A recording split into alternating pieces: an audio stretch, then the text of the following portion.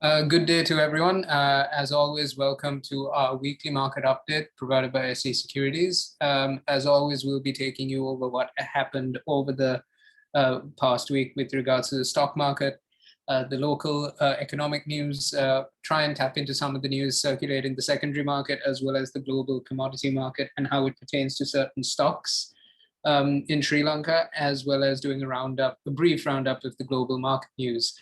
In addition to our normal technical analysis provided by Harin, this week we'll also be looking at one of our commodity counters and giving you some technical background towards that and what we may expect to see in the coming weeks. So to kickstart everything off, we'll look at the Colombo bourse this week, and it was actually more turbulent than the previous week. We actually saw some early strong signs in the Colombo bourse. We actually saw two market days in the earlier part of the week, which accounted for more than 400 points in growth. The all share for the week actually rose by 3.81%. That's very significant, whilst the S&P rose by 2.5%.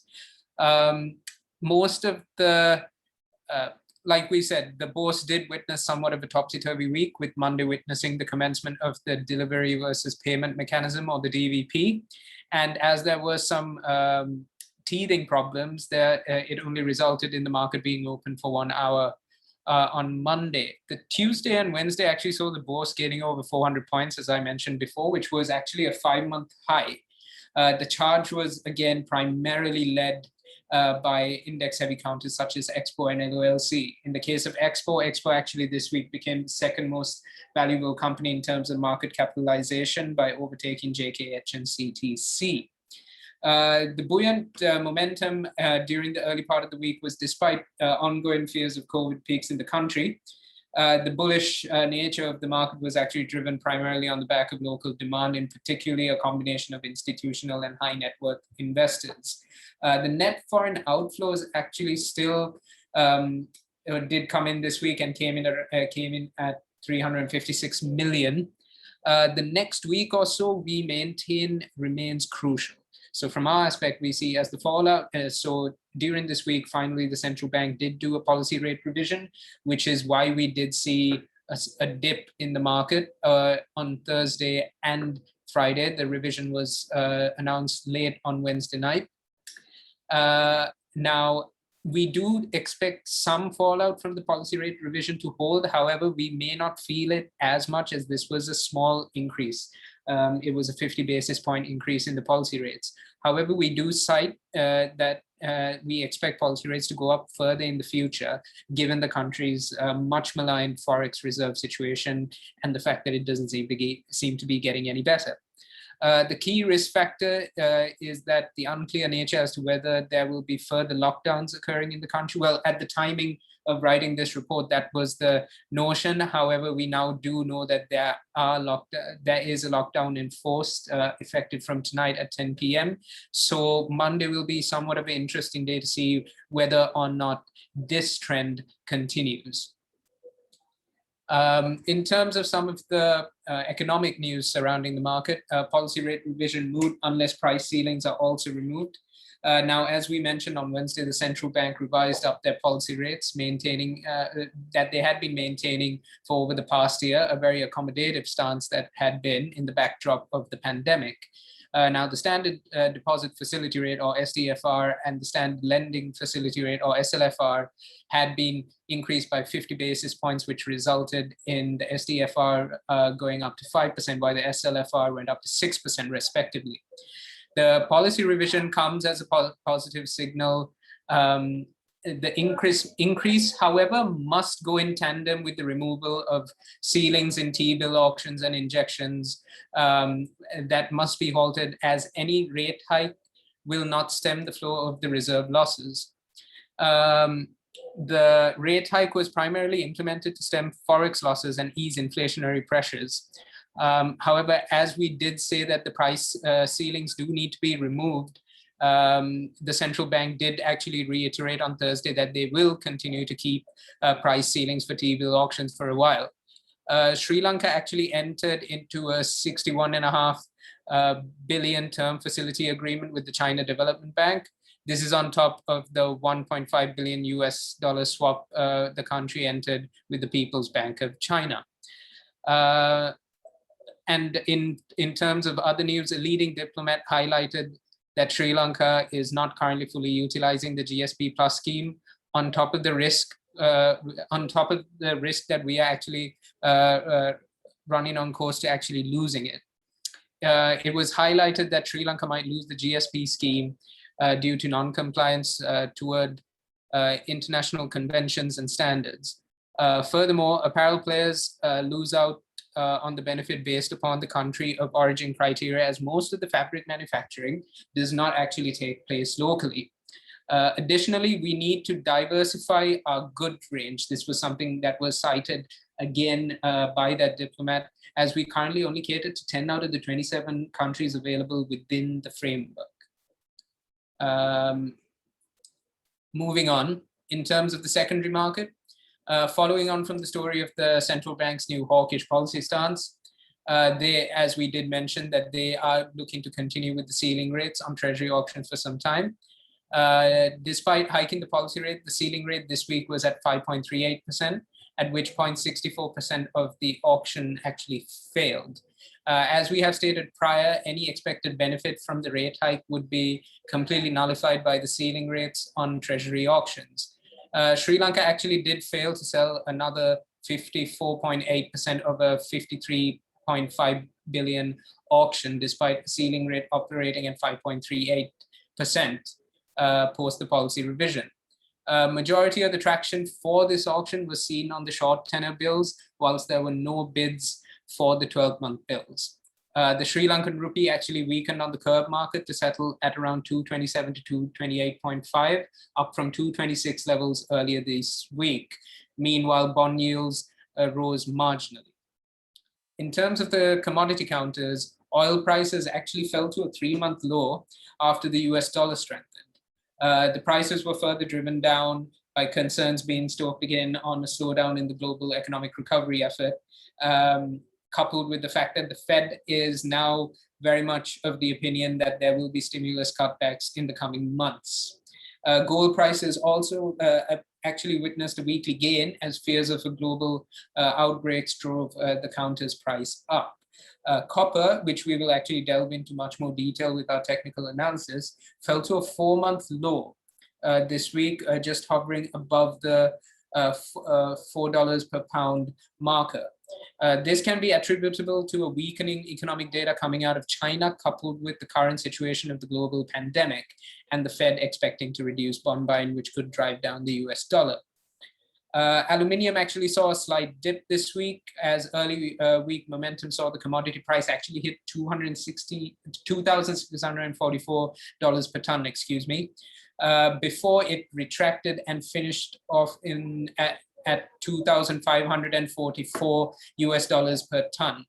However, the retraction did actually take place over the continuing fall in output from China due to power restrictions placed by the state and a lack of bauxite material, which is essential in harnessing alumina, which is the key ingredient for aluminium manufacturing. And in terms of foreign market news, the Asian stocks actually continued their slump to their lowest levels this year, as the US dollar hit a 10-month high on Thursday. The slump was further exacerbated by worries of global growth, coupled with an end to the Fed support, which drove investors towards a safety-first attitude. The Shanghai SC Composite Index was down by 1.1%, whilst the Nikkei and Hang Seng Index dropped by 0.98% and 0.184% respectively. The benchmark stock 600 in Europe is on course for its worst week since February, on signs of slowing down growth, coupled with a rise in COVID numbers. We believe that this isn't because of the Fed's tapering stance, but more to do with the fact that investors are actually concerned with about a global slowdown in economic recovery. The FTSE 100 is also on course to break a 4-week winning streak, as data actually showed a surprise fall in UK retail sales last week. This could be attributable to the fact that there is once again another spike in COVID cases in the UK. Those cover our main stories for the week. Now I turn it over to Harin, who will take you over the commodity watch this week, which is copper, and he will take you also over the notions for the ASPI and the pick of the week this week, LOLC. Over to you, Harin. Thank you so much, Nuwan. So looking at copper, we were able to see how the price has been declining from the month of May. Since till today, we were able to see how the price is actually getting rejected from a daily support level of 4.05 per pound. So actually we were able to see where previously the copper price has been inclining starting from the month of February and so on. We were able to see to the month of May, it has been inclining in an ascending channel. So it reached a daily resistance of 4.8, 4.85, where it also made a high of 4.888, and from thereafter we were able to see the price getting declined in a declining formation and a declining trend. So now at the daily support level of 4.05, the price is actually trading at 4.0655. So looking at the RSI also, RSI is at 32.87, which is in the mid range. So there's possibility that the copper, if the price declines from this region, if the price sustains above the daily support level 4.05, we can expect the daily resistance 4.45 again. Else, if the price manages to break this 4.05 level, we'll be able to expect the next daily support level, which is 3.65, which is basically February prices, where the market was actually where the price was actually in February. So moving ahead with our ASPI. So looking at ASPI, so we were able to see the market closed at 8,240.06 today. And also it is at the daily support level 8,200, 8,250. So in this week, we were able to see how the index got rejected from the daily support level 7,958,000, and it managed to break the 8,200, 8,250 resistance level, now making it a strong support level. So today it made a low of 8,240.06 and a high of 8,313.25, and net closed at 8,240.06. So the RSI is currently at 60.41. So the daily RSI is currently at 60.41. And if the index manages to sustain above this daily support level, we'll be able to expect it reaching again the August 19th high, which is 8,443.03. Else, if the index breaks the daily support level and continues to decline, we'll be able to expect the psychological area again, which is the daily support level 7,950, 8,000. So index needs to sustain above 8,200, 8,250 for us to see that it inclines to the 19th August high, which is 8,443.03, and further to the daily resistance of 8,550, 8,600. So our looking at our top of the week, which is top pick of the week, which is LOLC. So LOLC last traded price is 454. So it closed at 454, and RSI is at 53.43. So it is in the mid range. So LOLC, looking at it, we can see that it is in a strong ascending channel. At the same time, the price seems to be getting rejected when it comes to the level of 500. So 500 being a strong psychological area, it seems to be that whenever the price gets close to that area, the price seems to be getting rejected. So we have a couple of false breakouts over here where the price seems to be going above the daily resistance 464.70, but once again it comes down to the daily resistance 464.70 and trades below that key area. So at the moment, if the price continues to decline, we'll be able to expect it moving to the demand zone again, which is another support level, which is 425, 430. So further looking at, so if the price reaches 425, 430, it could further come down to the daily support, or else it could reverse from that area and strongly go to the daily resistance 460, 470. So, and also if the price reaches the daily resistance 460, 470 again, and it manages to break it, we'll be able to expect the August 4th high, which is 490. At the same time, the psychological level 500 rupees. Thank you. Over to you, Nuwan.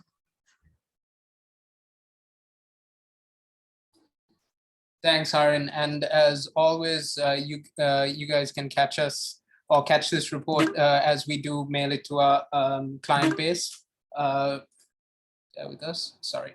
And please do follow us on our social media platforms, that is YouTube, Instagram, LinkedIn, and Facebook. The links will be given in the description below. So please like and subscribe, and we will be inundating you with more up-to-date content as we go along.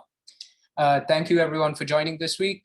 Please do take care given that everything that is prevailing in the country. Hope everyone stays safe, and bid you all a good day and have a good weekend. Thank you.